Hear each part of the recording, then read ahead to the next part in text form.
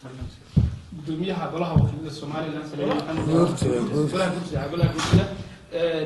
dhawaan shaqo waxa shaqada ka dhacday degmada Burco gobolka Togdheer sidoo aragtay arrintaas maxay ku timid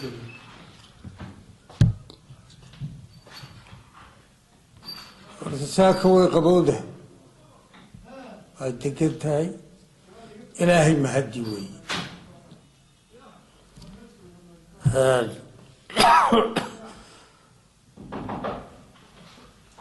xoolaha mudaaharaadka ka dhacay dhina ku dhintay dhowr qofna ku dhaawaceen ilaahay kii dhintana ha u naxariisto ka kuwa dhaawacana ilaahay dhaqso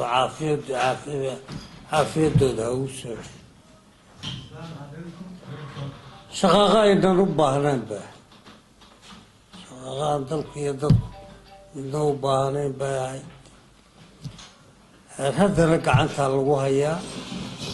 4 wasiiroo hore waa ku maqnaayeen wasiirka shanaad iyo xildhibaanba waa lagu kordhiyey way iska damaysaa sababta maanta isweydiin mayno waxa kiciyey maanta isweydiin mayno iyagaa warbixin inoo keeni aan sugno markaasuunbay leedahay la helo war sugan baa dawadeedu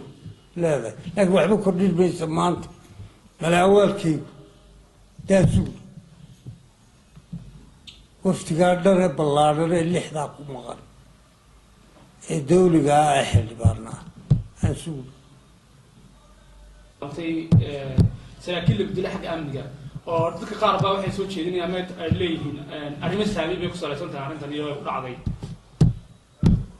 arrimaha anigu maanta geli maayo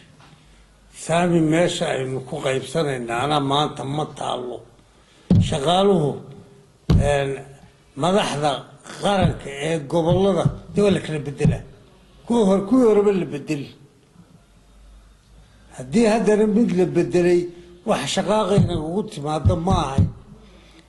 inuu ugu filanina hadda way jirtaa baalidin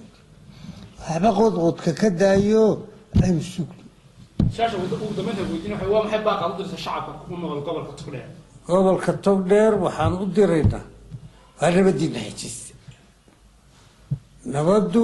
waa waxa aynu ku nool maanta dagaal sokeeye umaynaan baahan wax dagaal la galo dagaal sokeeye ka xubinin ma jiro kii awalxooda cabaysaa baa dilaysa kii cid isugu xigteen ee isku dagaalka ahaydeen ee isku ceelka ahaydeen ee isku daaqa ahaydeen ee isku magaalada ahaydeen wax ka soo kordhaa ma jira waxaanu leenahay war nabadda ilaashada waa dantiina waa danta guud ee qaranka hadda dalka oo dhan dhegtaa taagan dhiladaa shalay inagu timi dhegtaa ina wada taagan howlaba dowlad yar baynu nahay kama hal dhacdo kuma filin dowladda